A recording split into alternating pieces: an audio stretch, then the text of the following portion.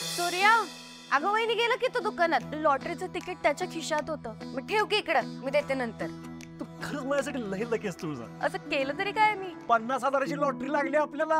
खरंच? वय काय झालं? अगं आपल्याला 50,000ची लॉटरी लागलीये. मी तर इथेच तिकीट ठेवलं होतं. गेलं कुठे?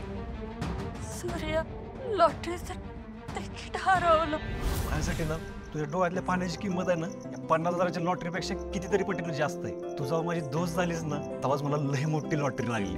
बघितलंस, याच्यासाठी तुझा आनंद खूप महत्वाचा आहे. तो तुझ्या डोळ्यात कधीच पाणी येऊन देणार नाही.